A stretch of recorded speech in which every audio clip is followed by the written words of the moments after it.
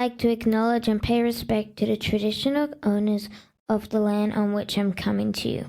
The land of the Gadigal people of the Eora Nation, it's upon their ancestral lands from which OneSpace love streams to you. Welcome to Living Story on the OneSpace Love podcast. I'm your host, Stephania Papadopoulos. On this podcast, I sit down with inspiring guests who share their wisdom and their lived experience with the work that they're doing to help others let go of old stories, embrace who they truly are, and begin living a story where they feel aligned with purpose, with possibility. My hope is that each conversation reminds us to trust in your own unfolding because your story is still being written. And welcome to Living Story. You know, there's a concept that I love and don't know where it came from, but I'm, cementing into it more and more and more. You know, Charlie's Angels? Yes, The love it. movie. You know that bit I actually found out recently, it's called the fire starter scene. There's this scene where, everything's going crazy and the three of them are kind of bouncing off all the things and fighting off the bad guys and all that stuff.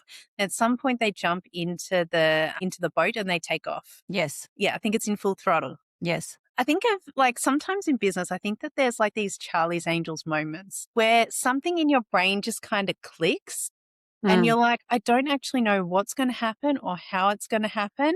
But somehow the pieces of the puzzle must align and realign themselves and the picture must come together in a whole other way. I think there's those moments that you just go, I actually have no choice right now, but literally to surrender, but also to lean in and have full trust and faith in myself, but also in something higher than myself too. Welcome, Michelle Gardiner, to Living Story on the OneSpace Love podcast. It's a new series coming out on Fridays, and I am really feel blessed to have this opportunity to get you on the new series. So thank you so much for joining me. Thank you for having me. Yeah. I like to start off by just saying, could you answer the question I am and give a little bit of an intro to who you are? Such a potent question. It's like the philosopher's timeless question, right? Yeah. When I think of I am, I think of the book series I created, the 55 Faces, which the first question was, or the first statement was, this is who I am in the world. So I've spent a lot of time thinking about this, but maybe not so much recently. So I am. The first thing that comes through is I am a vessel filled with stories, and I think we all are. Essentially, we're a compilation of stories, our individual stories, our collective stories, our interpersonal stories, and then we create our identity based on the stories that we experience through our lifetimes, right? And beyond our lifetimes and before our lifetime. They all shape us in terms of who we are.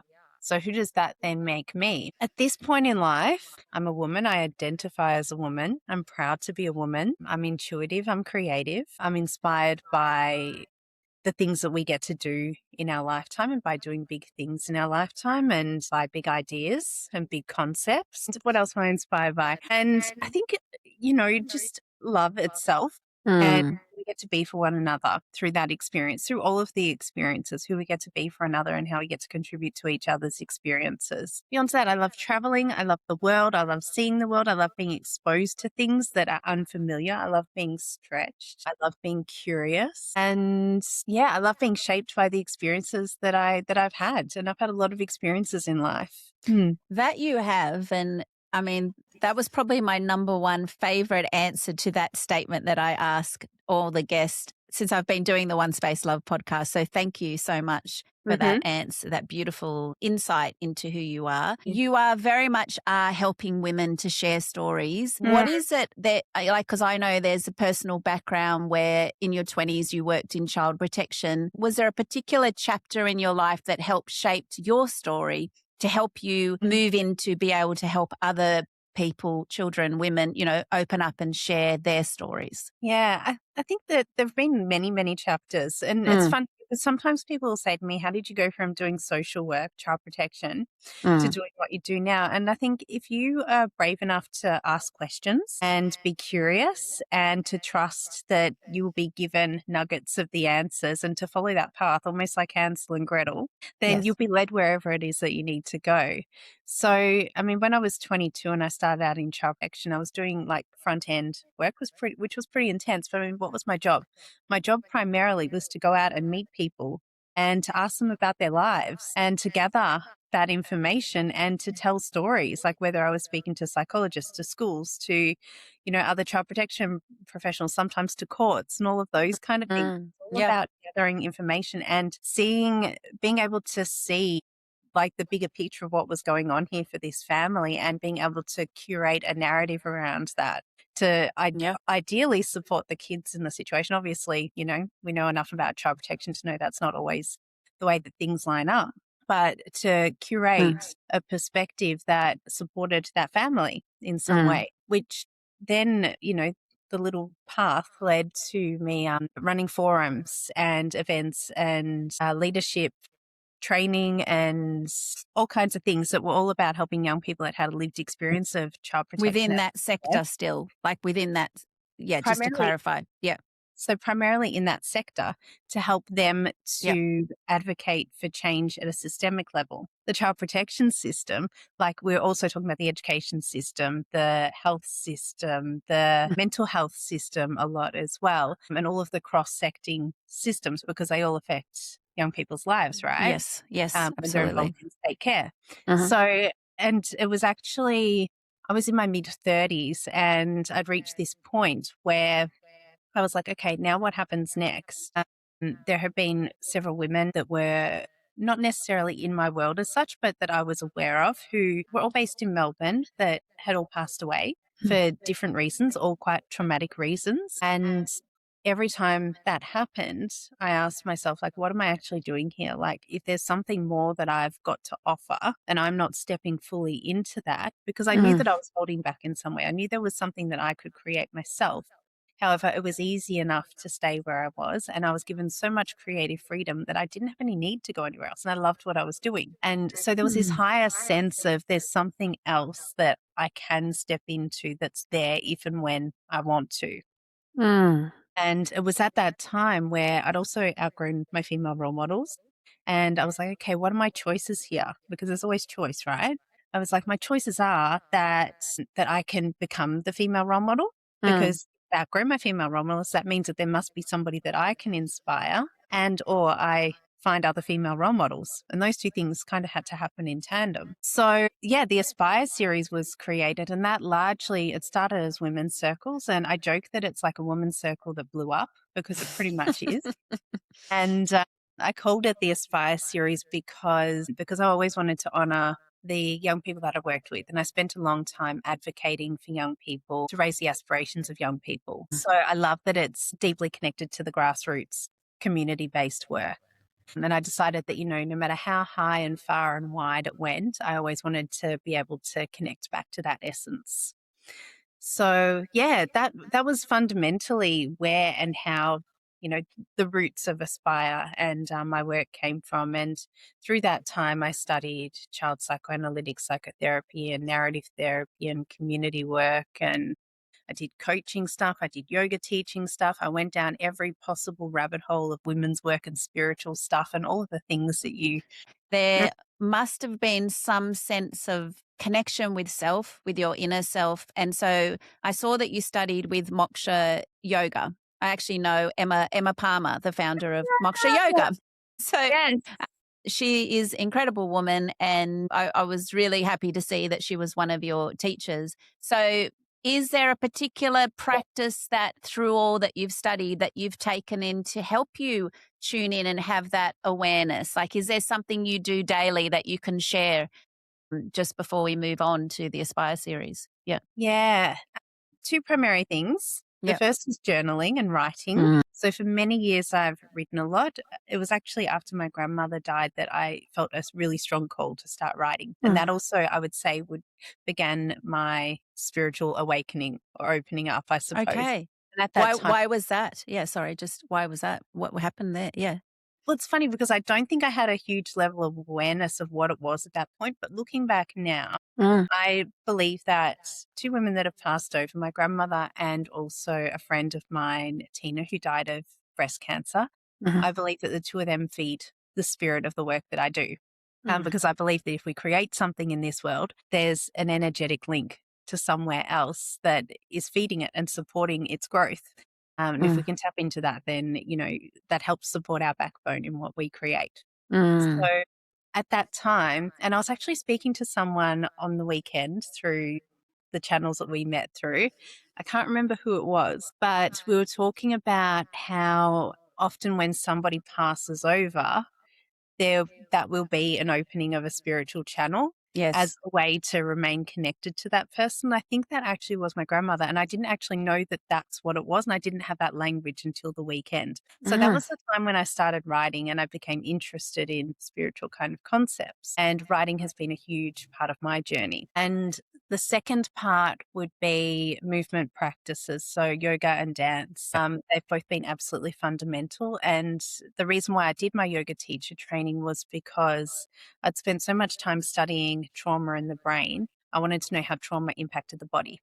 Yeah. And I decided On to a somatic level, isn't it? Like, yeah. totally. Yeah. And, Yeah. most people would go and read a book like The Body Keeps the Score, but I went and signed up for 500 hours of yoga teacher training because Yeah. I'm a glutton Yeah. for punishment. Yeah. Yeah. But but I came out the other end and I wasn't excited to instruct people how to move their bodies. It's always been about me and my own practice. So that's the same with dance and yoga. And those two things have been absolutely paramount. Beyond that, I think getting out into the sunshine. I mean, it's in Melbourne at the moment. It's there's not a huge amount of sunshine, but getting out into the sunshine is super, super important too. Yeah. Yeah. So connection with nature, Mhm. journaling, and then the movement of the body. So, really embodying what we're feeling into our body has helped you find that intuition. Yes. Yeah. Yeah. And so you started this Aspire series, Mm. and what do you feel you've seen in the courage of the women that have shared the stories? Absolutely. I'll start by giving a bit of context because Yes. that helps to explain the broad diversity of women. So the Aspire series, 55 Faces, which is the primary avenue that women have been published through me with. They essentially almost 300 women have been a part of 55 Faces. 235 have been published across 4 books, and there's 55 women in each book. And the significance of the number 55 is that it stands for significant change aligned with soul purpose. And I believe that it taps each woman into that essence. And each woman answers the same 3 statements, which are, this is who I am in the world. This is the next story I want written for women. And this is the next story I'm writing for myself. I just got goosebumps. Yes. I believe that the first one is about our story and how we've come to be in this world. The second one is, if we were to take ourselves as an example and then elevate it, how would we use that to impact the broader collective? Like, what would be the collective message we would send for women? And then the third one is almost like it channels it back home and says, well, okay, so now what am I going to do about it? Yes. What am I creating in this world to support this? So I absolutely love it. And in terms of the women, the youngest woman that was involved was 15. The oldest has been 85. They've come from 52 countries. We have women that have been writing their pieces while they've been fleeing war-torn countries. We've had women that are high-end CEOs in Europe. We've had women that have, left marriages, left all kinds of different circumstances, experienced significant trauma throughout their lives, and have overcome all kinds of things. We've had women who have signed up and been a part of it because they wanted to share their birth stories and have those recorded for their kids. We've had women from all kinds of demographics across the world, which I absolutely love, from 6 continents. And something that I'm really passionate about is bringing women together in spaces where they can connect and share and collaborate on the same level, and where there isn't a sense of segregation between you and I, one woman and the next woman. For example, the summit that I run in Bali, we've had a few years ago, we had a woman come from Kenya and she was in her 20s. It was the first time she'd left Kenya. She had to get her passport to come. And before that, she'd never even imagined leaving Kenya. And she spoke for the first time. She was a profound speaker, absolutely profound speaker. And we've had, Mind Valley speakers. So, like, the spectrum is quite profound of the Incredible. women Yeah. who are drawn to that space. And something that I love is that every woman has the opportunity to speak or to share or bring something of herself to the space. But then also, every woman has something to learn from every single other woman. And I think there's something really powerful and profound and important in that. Especially in this space where, especially in personal development spaces, where often stages and things are kept for a particular demographic of person. So, yeah, I find that I'm really passionate about that. And I think there's something really profound about trying on and putting on the persona of I'm an author, I'm a speaker. Like when we're speaking about I am, what does that then mean? What does that open up? What does that allow for us? And how does that then shift our own internal narratives between ourselves and the world and how we see ourselves and how the world in turn responds to us? Yeah. Well, you mentioned the summit in Bali. I want to actually share how it is that you came from where you came from to end up in Bali. I've never been to Bali, and we had this interaction around Bali. We should actually share with the listeners that we met during Influence with Miroslav, and we got to, it's a very intense workshop, but I felt that I wanted to connect with you, and we got to connect after. So my question is, what was it that took you to Bali? And then now that you get to create this incredible summit there. Yeah. So 6 months before COVID, maybe about Yes. 8 months before COVID, I was actually in the Amazon jungle. And I had a vision of myself bringing women together in a different jungle. And at the time I went back to Melbourne, I was like, yeah, cool, that was nice. Let's get on with life. And Bali started screaming at me. At the time, I was really fascinated by the Silk Road and the journey that traditionally the Silk Road is the trade route between the East and the West, and where gypsies would go and they would swap commodities, but also share language, stories, worldviews, philosophies, and understandings about how to navigate life. And I found this super fascinating. And so I decided to take off and to go traveling and to start in Bali and end in Spain, where I wanted to dance flamenco. And what happened was that I decided to leave at the end of January 2020. And within a few weeks, the world had shut down effectively. And thinking it would be 2 months, I decided to stay in Bali, and it ended up being 2.5 years. And This is incredible. yeah, and it's funny Yeah. because I was meant to be in Bali for 5 weeks, and I thought I would build a business in Bali in 5 weeks and then take off. And I'm like, when I look back, I'm like, I clearly have never done that before. Because I'm pretty sure every entrepreneur would laugh their head off and go, yeah, right. No, I think we'd think you're very courageous and listening to the voices and the guidance. Yes, extremely courageous and naive. But so basically, in that 2.5 years, 55 was created, and also the summit. And 55, and I knew that I wanted to do the summit, but I didn't know what would lead there. What would lead women to Bali, especially during a pandemic. Yes. And so basically in the middle of 2021, I was at this point where basically everything had crumbled around me. And I was like, okay, so what do I have? Like, what do I do?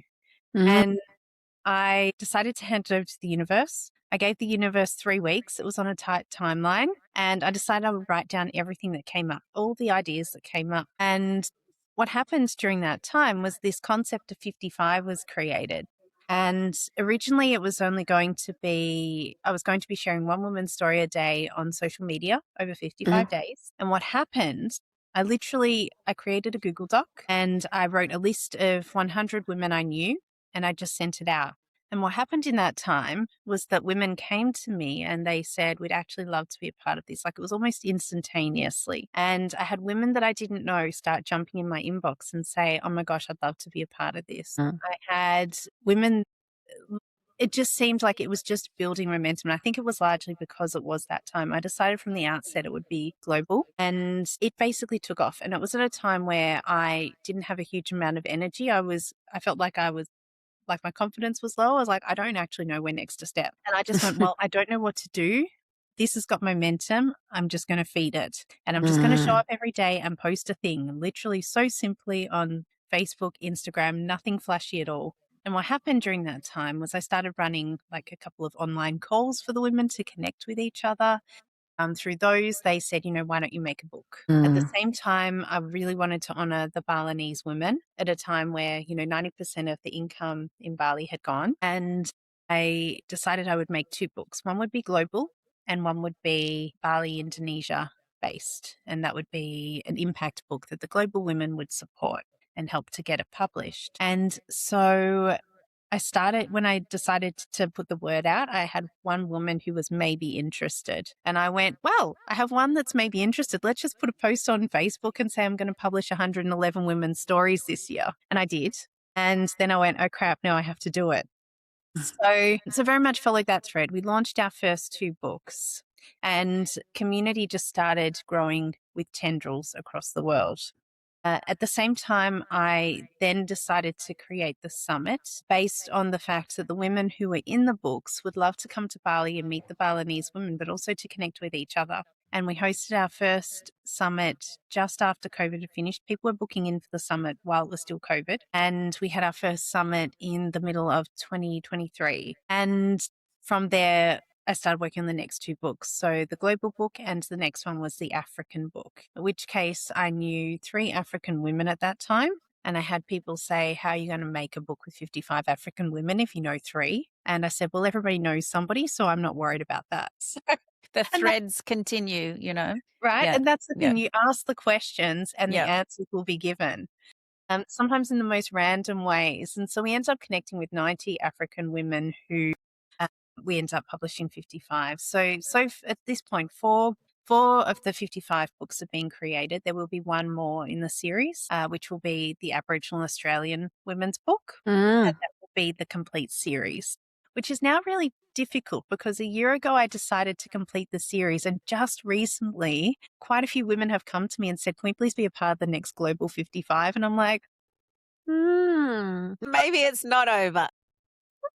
I was like, it was my plan to complete that out. Yeah. So, Well, on that, completing that out, you've got another summit coming up. yes. There's a few things I want to go from what you just shared. I first actually want to touch on what I can really hear in what you're sharing is the actual art of surrender. Now, surrender comes up a lot on my chats, but I like to say in my own life and the trauma that it's literally like stepping on one stone, not knowing where the next foot is going to go and not even being able to see the next stone. And I really heard that a lot in your story. So do you want to share the way you feel surrendering has helped you to get to this point now? Yeah. Yeah. There's a concept that I love and don't know where it came from, but I'm, cementing into it more and more and more. Charlie's Angels, Yes. the Love it. movie. That bit, I actually found out recently, it's called the fire starter scene. There's this scene where everything's going crazy and the 3 of them are kind of bouncing off all the things and fighting off the bad guys and all that stuff. At some point they jump into the boat and they take off. Yes. Yeah, I think it's in Full Throttle. Yes. I think of sometimes in business, I think that there's these Charlie's Angels moments where something in your brain just kind of clicks and you're like, I don't actually know what's going to happen or how it's going to happen, but somehow the pieces of the puzzle must align and realign themselves and the picture must come together in a whole other way. I think there's those moments that you just go, I actually have no choice right now, but literally to surrender, but also to lean in and have full trust and faith in myself, but also in something higher than myself too, Yes. that I'll be given enough of the pieces of the puzzle that if I'm tuned in and aware enough, I'll be able to, it's almost like play magic. Like piece it back together almost, like know which piece falls into what when you surrender. Yeah. Yeah, and it's almost like you don't have to overthink it because the Charlie's Angels people, they didn't have time to think about all of those pieces in that moment. They were just like action mode, let's go.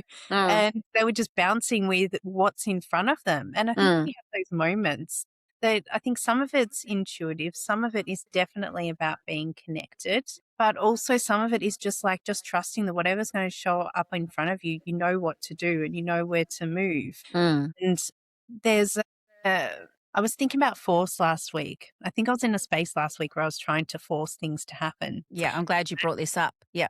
Yes. It's important. Yeah. Yes, and I think traditionally in business, like we're told, like, if something's not happening, you just need to work harder or push Mm. something along the line. Yeah. And sometimes we actually need to do the polar opposite. Like Mhm. I was up in the Gold Coast last weekend for Miroslav's training, and Oh, yeah. what came to me was that even though you're here to write a keynote, the most important thing you can do outside these hours is sleep. Yes, I'm with you.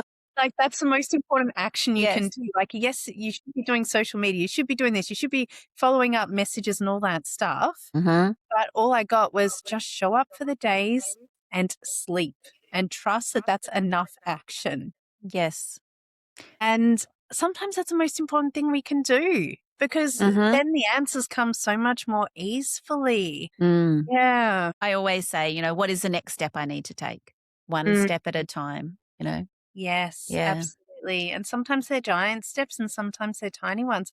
But something I'm appreciating in this evolution of Aspire, the last evolution of Aspire, it moved and it grew really, really quickly, which was what I wanted. And it was just like catapult, catapult, catapult, catapult. Mm. At the time I was thriving on it. Didn't know anything about nervous system regulation in those days. But in this evolution, there have been parts of me that have wanted it to move faster and like all the shoulds have come up. The should. I should be up to here by now. I should be up to here by now. But what Mhm. I appreciated in taking that space over the weekend was I had a sense of pride in that this is growing in a stable, solid way and it feels grounded and it feels calm. Mm, And I love that's that. really so beautiful. Like, Yeah. isn't that so much more exciting and nourishing than the catapult, catapult, catapult narrative that was such a big thing a few years ago? And I think what is important there is that your foundation is strong. And when Mm, you're creating from a firm, strong foundation, then mhm. you are allowed to it moves at a different pace. It's a Yeah. very different feeling than I'm climbing, I'm climbing, I'm climbing this mountain. I think there's also another side of it as well. Like maybe the mountain's not even climbing. Maybe it's just like there's a Yes. flower there. Maybe Yeah. it's just like we're a flower and the flower's just opening and the things can just fall Yeah. inside. Yes. Metaphor, because I feel like, yeah, I've lived the climbing the mountain and wanting to get somewhere. Now I'm just able to observe and move when I'm asked to move. That's Hugely, hugely. And like some days are still big and they're still busy. yes. Most days are still big and busy, but yeah, it's a different resonance, which feels much nicer. Mm.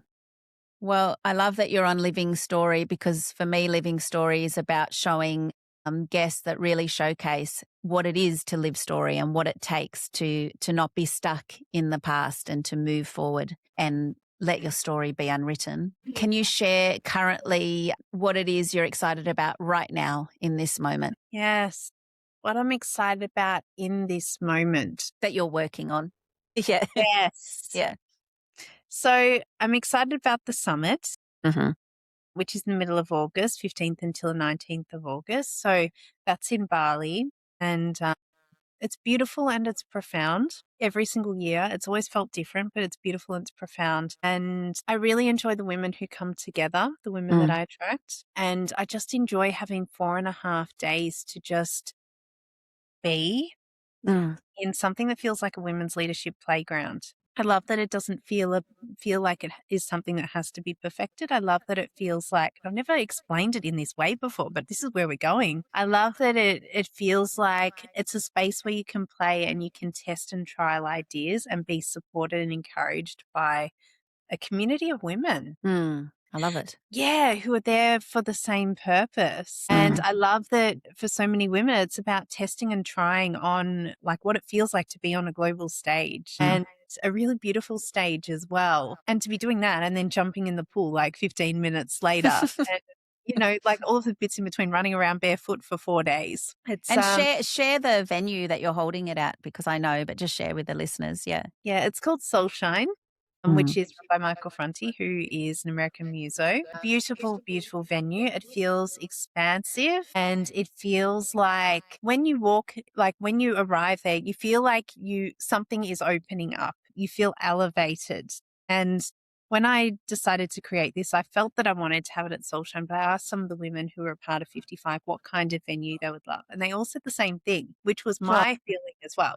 And I love when you create stuff that is what you would want yourself. And so what the venue that they said that they wanted was something that felt like it was kind of upper market, like you feel like you're somewhere special, like you feel like Yeah. you're there to be a world-class leader. But at the Yes. same time, it's casual and you can sit on the ground, you can have bare feet, and it kind of merges those two worlds. It wasn't like you have to sit in a proper chair and be proper. Mm, mm. Yeah, Be and proper. I like that. Be proper. Be exactly. corporate, maybe. Be corporate proper. Well, it's like at the end of the day, we're in Bali. Like we want to have Yeah. a coconut and, Yeah. all the things and wear our Yeah, linen, yeah. whatever it is that you do. So I love that it's an emergence of those two worlds. And Mm. even when we have the gala night on the last night, it's barefoot glam. So it's like put on your fancy dress and your makeup if you want to wear makeup, but rock it barefoot. Beautiful. So I love that. Yeah. Yeah. Yeah, absolutely. So my website is www.theaspire series. That's with an Okay. ASPIRE series Okay. .com. So there's a summit. There's also some other work that I'm doing in terms of helping women get published with their own books as well. And then later this year, we have a retreat to Spain too, which I mentioned Spain earlier. It's Yes. between a mistress mind, as in being a women's mastermind, and an immersion in flamenco dance culture as well. So, yeah, very, very cool. You're an inspiration. If you could title this chapter in your life, what would it be? That's an amazing question. Oh, it just came to me. Yeah. What would I call this chapter? The theme of this year's summit is on the other side of change, embrace, embody, empress. And the whole notion of the empress has been really big for me over the last 12 months before I even knew that the summit was going to have this theme. So I don't know if it would be the empress, but something around that, like that sense of coming together, like all of the pieces of the puzzle coming together. You know how there are different stages of even the hero's journey. Yes. Where you're stepping out, you're answering the call of the wild, you're on the journey, da da da. I feel like I'm at a point where all of the pieces are merging back together to create a new whole. Yeah. So it'd be something of that effect. Yeah. I Sense love of that. wholeness. Well, thank you so much, Michelle Gardiner, for doing what you love and for being so brave and stepping into living your story. It's been so lovely to have you on Living Story series on One Space Love podcast. Thank you. Thank you. Thank you for having me. And thank you for creating this as well. Thank you.